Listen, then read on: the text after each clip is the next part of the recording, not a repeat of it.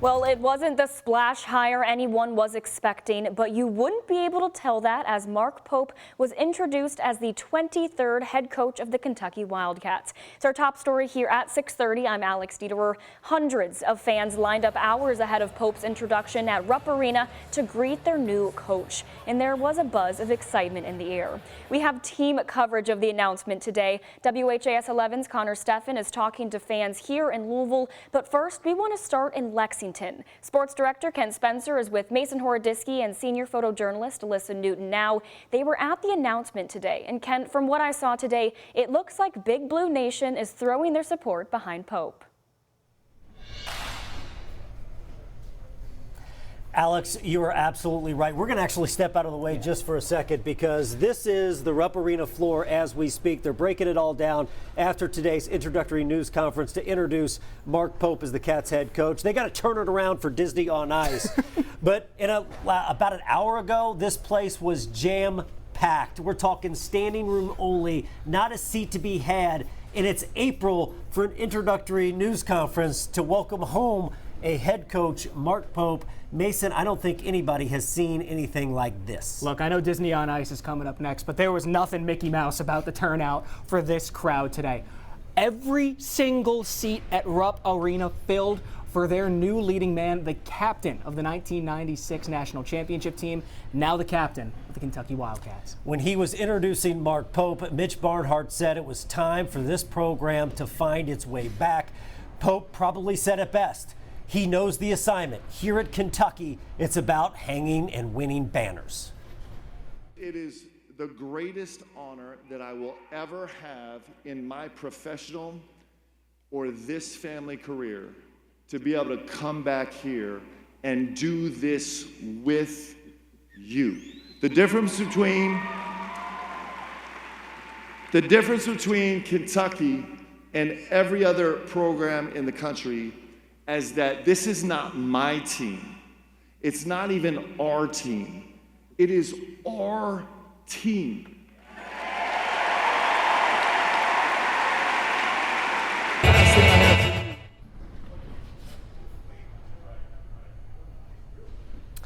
And Mason, they got off the bus.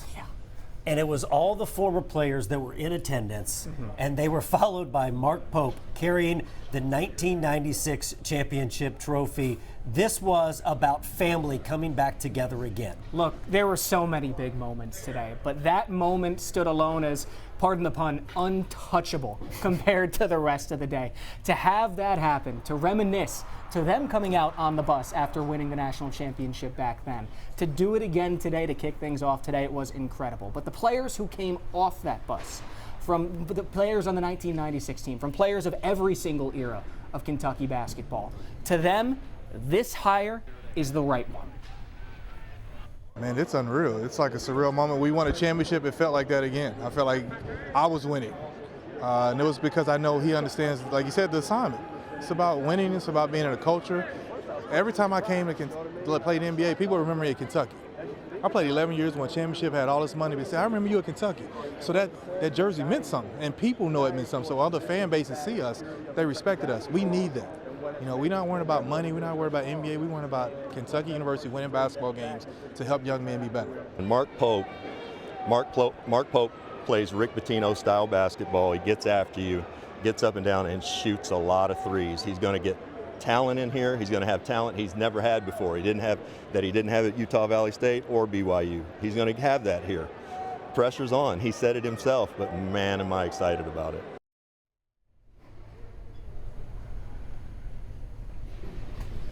And to hear that from players and the type of response that they got for their new leading man, Mark Pope. Just unbelievable, again, untouchable, the amount of support that he's had, whether it's from players, from this huge turnout that we saw here today.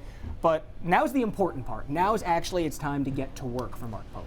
Perhaps one of the better moments today was Mark Pope was describing what it's like to be a coach, and he said to be a coach is to be a shepherd. Yep. When he said that, this place came unglued. All eyes pointed to Jeff Shepard, the father of Reed Shepard, and also Jeff Shepard was pretty good in his own right here in Kentucky and roommates with Mark Pope. and the fans started chanting 1 more year. I don't know if that's going to happen, but Pope says it's vital to hit the recruiting road right now, to hit the transfer portal, and he believes he'll get the type of players that's able to, as he said, knows the assignment, be able to win championships and win banners. For photojournalist Alyssa Newton, Mason Horodisky, I'm Ken Spencer. Alex, back to you. Thanks, guys. Well, fans in Lexington seem to be throwing their support behind the new head coach, Mark Pope.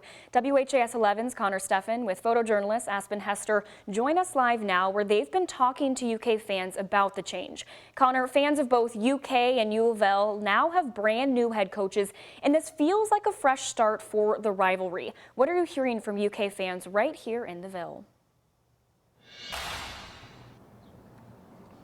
Alex, well, we're hearing exactly that. We're joining you from U of L's campus, but I promise you we're here to talk some UK basketball.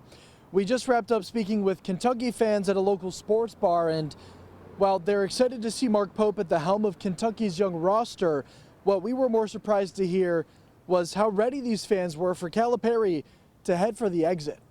Of course, Pope, a former Kentucky national champion, will make his homecoming in Lexington after several seasons with BYU, which included a few postseason appearances, but no tournament wins.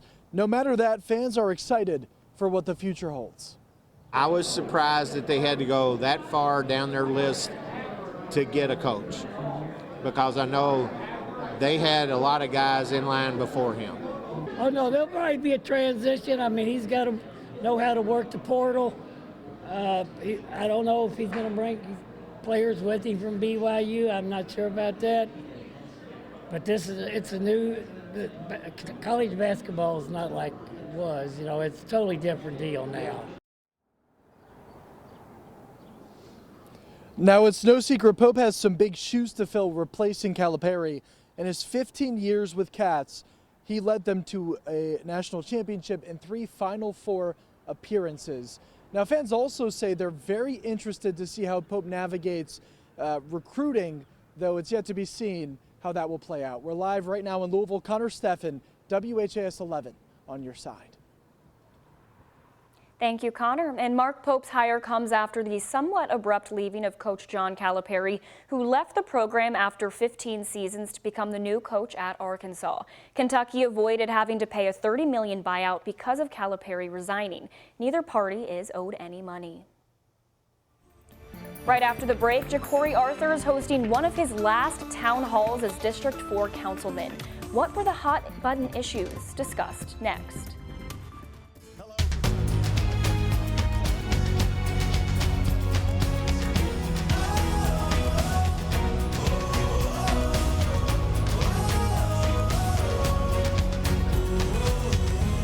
Values I still follow today. Join me as we celebrate the pride of our hometown, the spirit of our community, and the stories that connect us all. Doug Profit, weekdays at 5, 6, and 11. WHAS 11 is on your side. Now is the perfect time to buy during our spring warehouse sale at Louisville Overstock Warehouse.